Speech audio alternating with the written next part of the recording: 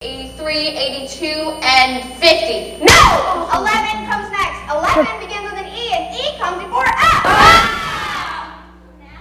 The Boys and Girls Club puts on its summer play, The Sideways Stories from the Wayside School, in an effort to keep youth theater alive during the summer months. Illinois troopers were also more likely to search minorities than whites.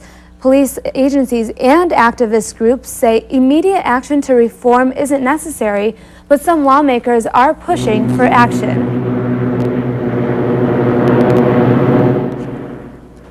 Over 100 Beechcraft Bonanzas flew into the Chicago-Rockford International Airport this morning. They're on their way to Oshkosh, Wisconsin for the annual Experimental Aircraft Association Air Venture Fly-In. Pilots come from all across the country and say they couldn't make the annual trip without a stop at RFD.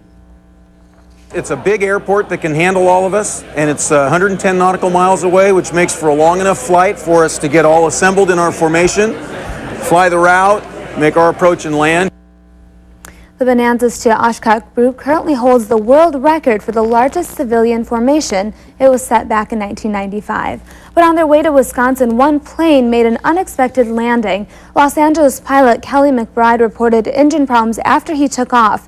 Near Latham and Owen Center roads, he turned around to head back to RFD, but the problems escalated and he made an emergency landing in a cornfield. McBride is okay. Emory Air is taking care of the plane.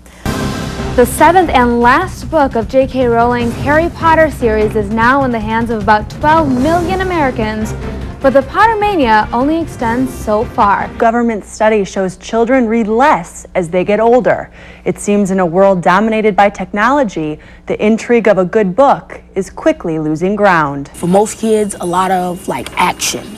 Not very much talking, but action. Unfortunately, we do get a lot of kids that only come in here to check out videos. Some people just come in just to use the internet, our internet stations, and some kids come in just to play our computer games as well. At the age of 65, Tammy Faye Mesner has died. Since 1996, she has battled colon cancer, which recently spread to her lungs. Mesner's booking agent says she has died in her home on Friday. She won about 2/3 of the Electoral College votes. Supporters in New Delhi and Mumbai took to the streets celebrating. Many people see Patil's win as a sign women are advancing in the country. And Dubai now claims a new title. It's home to the world's tallest building, the Burj Dubai. Construction is still underway, but as builders completed the 141st story today, it earned its title. For the first time, Amcor Bank brought its Shred Fest to Rockford. Bank statements, medical bills, and tax records are all met their match. Amcor held several Shred Fests. On average, the event tears up 1 ton of personal documents.